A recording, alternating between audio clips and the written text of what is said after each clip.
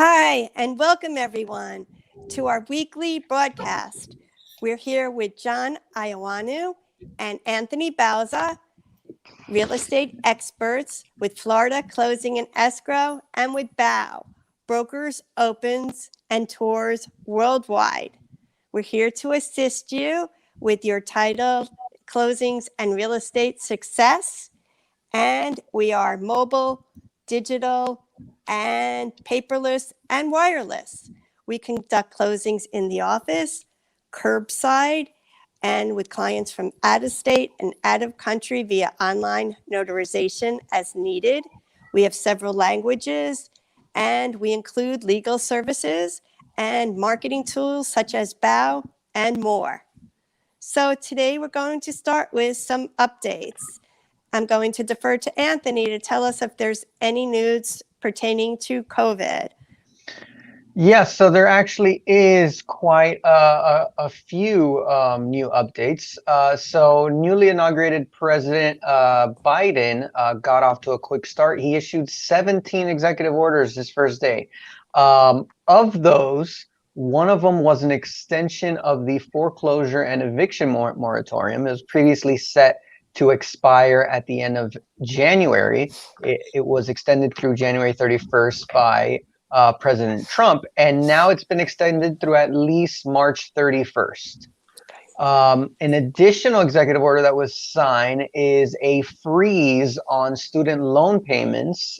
This was also set to expire, and now that has also been extended through September 30th. So all federal student loan payments are going to be set at the interest rate of 0, and 0 payments are due until then. In addition, a proposed COVID relief package was presented to Congress. It would be a $1.9 trillion bill. In it, it would include, among other things, a new round of stimulus payments of $1,400 to each American. But that has just been proposed to Congress. They still have to decide. They may come up with their own package, but that's definitely something to keep an eye out now going forward with this new Congress that just got sworn in. Okay, thank you so much. I know total home sales reached nearly $4.3 billion across Miami-Dade, Broward, and Palm Beach, with single-family homes leading the way. The sales volume on the single-family homes spiked by over 50%. And it looks like the current market is only going to expand and continue through 2021. And also, Zillow names Miami number 10 on the hottest market list. I know Austin is number 1, but Miami still ranks number 10. And they're saying Miami might be the new big tech mecca. I know Microsoft is looking into the Brickell area, and also some big sales have been conducted starting with Nelson Gonzalez. His first sale of 2021 was a $20 million waterfront mansion on North Bay Road. And Chris Bosch sold his waterfront mansion for $15 million. Phil Collins sold his for $40 million. And Tommy Hilfiger has sold his $45 million mansion in Connecticut and is moving to Miami. So the Miami real estate market is booming and not slowing down anytime soon. Per Miami Realtor, Miami-Dade market, total home sales jumped 20.9% year over year, from 2,033 to 2,459 sales. Single-family homes increased by 18.7% year over year, from 972 homes to 1,054 homes. And existing condo transactions increased by 23% year over year, from 1,061 to 1,305%. And also refis are up 78%, which is the highest level since March of 2020.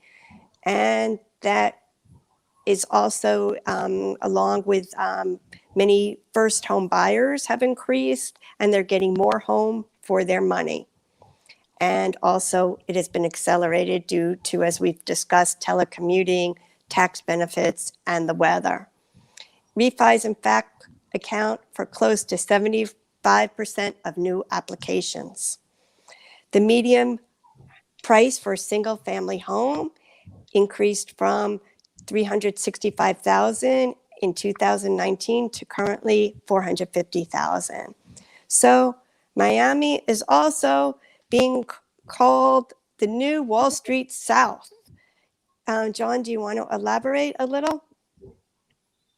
Sure, yeah. As we've seen for months, New York stock traders, portfolio managers, and investment bankers left New York and scattered across the U.S., and many headed to South Florida, obviously for our spacious homes, weather, and the private pools that come with the homes.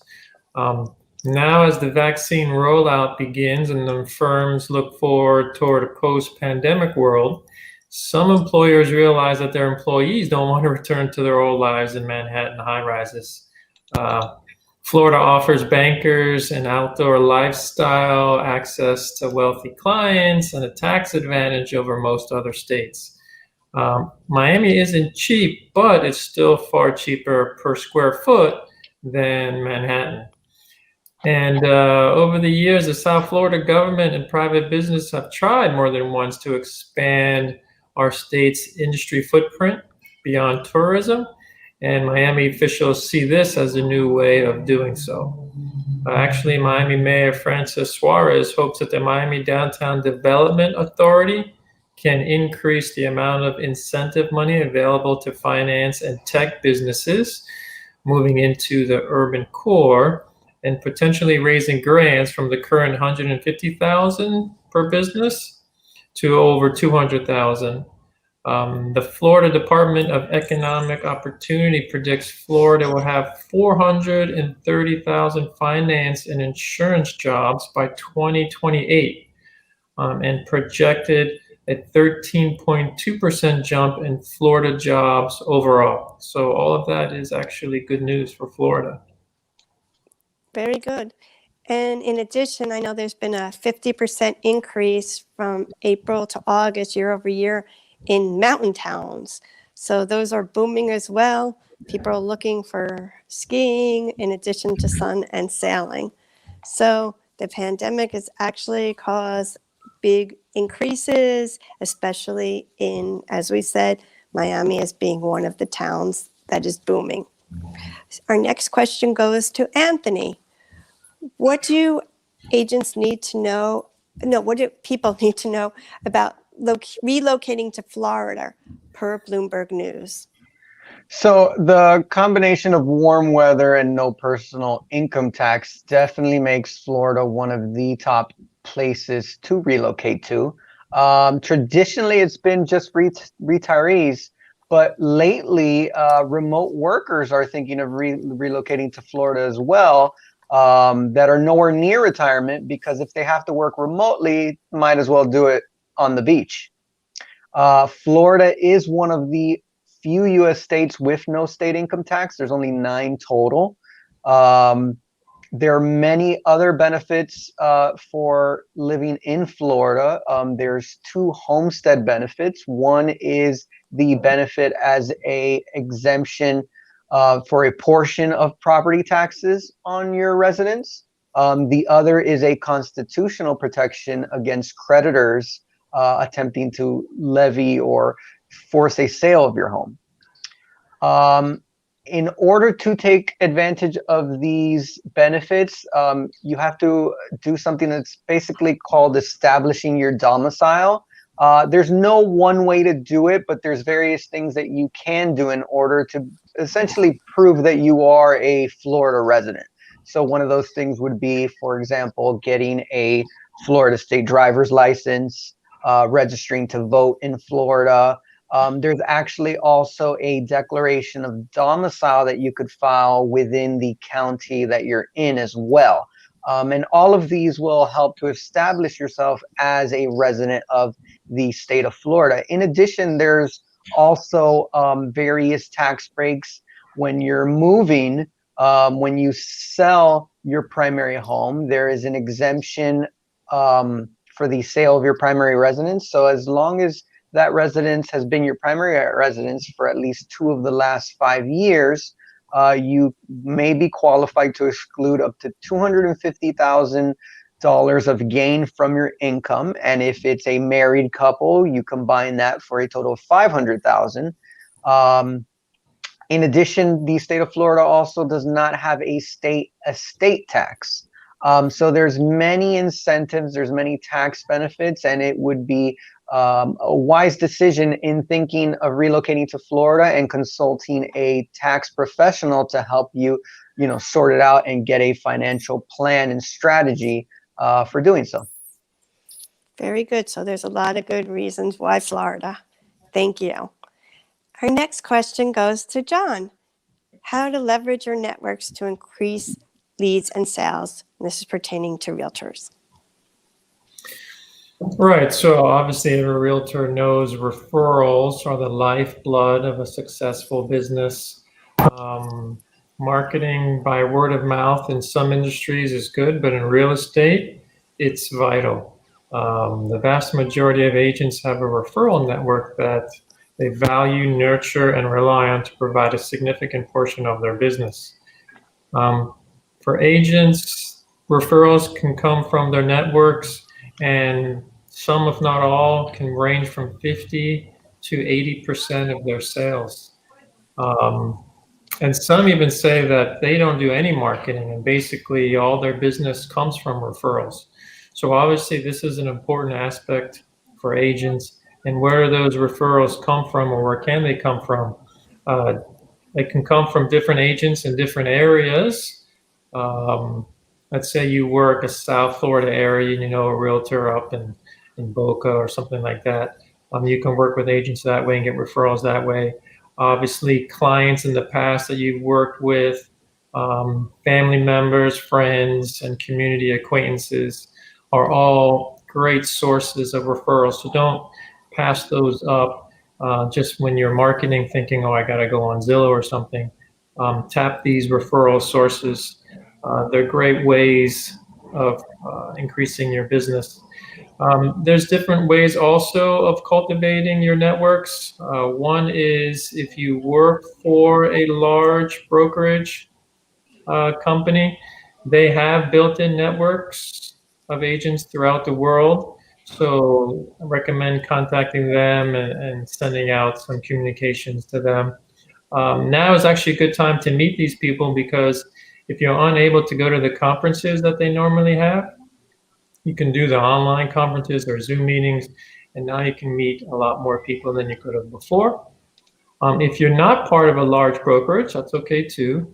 You can actually form your own independent networking group by reaching out to people from around different states, around different counties.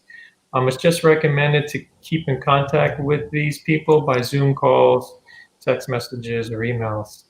I do want to caution you that if you do have a referral network, referral fees are allowed, but only if the person is a licensed realtor. You cannot give referral fees to individuals like clients or family members like that. There's some bonus tips to grow your list. If you want to give your networking group a name, that helps create a closer and more meaningful bond. That's one idea. Set up a CRM immediately. This is critical to identify your network so you can focus your time, money, and energy on the people who will refer you business.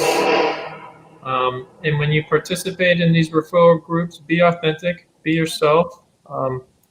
The biggest thing is to start building your network in an organized fashion as soon as possible. And when you cultivate your network properly, it will become a branch out and grow into, hopefully, a lot of referrals for you and success in 2021. Right. And I would add that there are different referral networks, BNI for one, and different groups online, and different investment groups, and so forth, even book clubs. Wherever you can network, and the more contacts you make, the better. You never know where your next referral might be coming from. I know somebody that got a referral from the dry cleaner, so you never know. Okay, next question are five tips from a top broker CEO to hit the ground running, to be at the top of your game for 2021. Yeah, so top broker CEO Mark Johnson has some tips to hit the ground running in 2021. First off, is that relationships matter. In a professional service business, relationships are key, and you should make a plan to deepen and broaden your inner circle, because the next opportunity could just be one conversation away. Next tip is to adapt your mindset. When faced with a challenge, instead of asking how, consider reframing the question into who. A lot of times when you focus on the how of the challenge, your mental state can quickly shift to the worst possible outcome, and your behavior will then follow that. So instead, think of asking, who would I need to be? What do I believe about myself? And what do I believe about others? Also, conduct an audit of your business plan. When thinking about specific goals and what you need to do to get to the next step, you could make sure you think big. If your plan that you're making is too comfortable, it's probably too small. Avoid doing more of the same thing and expecting a different results. Be very clear of where your business is coming from today and how you will continue to expand that, as well as add new lead sources to create new business and new partnerships in the new year. Also, have leading and lagging indicators as a reminder for each day. The best leading indicator is appointments. So focus on creating one or new appointments each day. And also avoid not breaking out your marketing execution into specific and separate plans.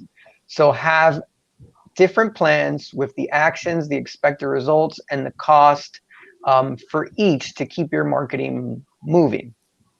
In addition, now would be the time to tidy up and clean up and freshen up things such as business cards, and other marketing pieces such as yard signs, folders, stands, listings, an annual headshot update, and also adjust savings and investing goal and make it higher than the previous year, so that then you can be in a strong position for when the market makes its next cycle.